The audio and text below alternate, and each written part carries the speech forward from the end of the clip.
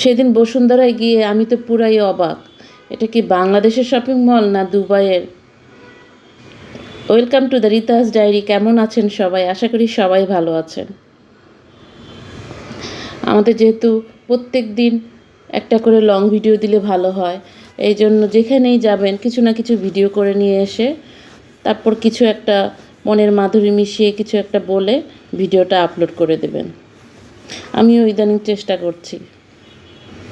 যাই হোক, সেদিন 8তলায় আর 9তলায় গিয়েছিলাম।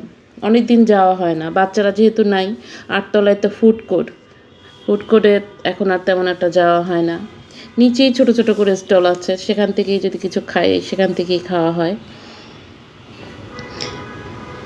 দেখেন 8তলা, এই যে এক পাশে ফুড কোর্ট, এক পাশে সিনে কমপ্লেক্স, আর একটা টগি ওয়াল ছিল বাচ্চাদের খেলার। সেই টগি ওয়ালটা মনে হয় নাই, বা আরও কী কী ছিল খেয়াল নাই। সেই জায়গাটাতে এখন শপিং সেন্টার করে ফেলেছে। একদম খালি, সকালবেলা গিয়েছিলাম তো একদম খালি।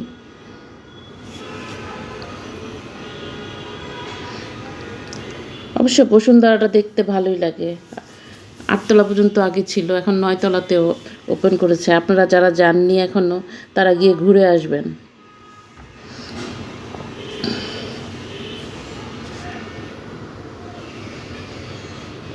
এই যে দেখেন 8তলা। আমার ভিডিওতে অত ভালো আসছে না, তবে সামনাসামনি গেলে খুবই ভালো লাগবে।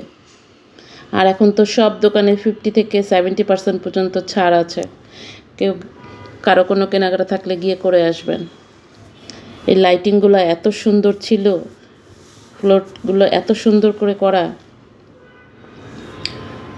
6তলায় না, আমার ঠিক খেয়াল নাই কত তলাতে ডায়মন্ডের গোল্ডের দোকানগুলো, সেই ফ্লোরটাও অনেক সুন্দর করে সাজানো। আমি আরেকদিন ওই ফ্লোরটা ভিডিও করে নিয়ে আসব। এই ফ্লোরটাতে গেলে মনে হবে না আপনি বাংলাদেশের কোনো মার্কেটে আছেন। আমি আর কোনো মার্কেটে এরকম করে দেখিনি। অনেক সুন্দর করে সাজানো, ভালো লেগেছে।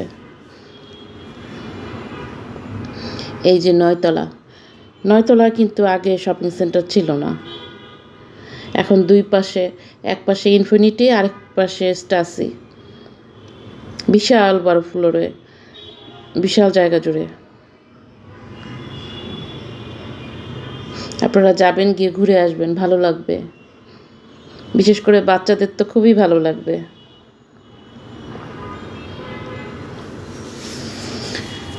ভিডিওটা আজকের মতো এখানেই শেষ করছি। সবাই ভালো থাকবেন।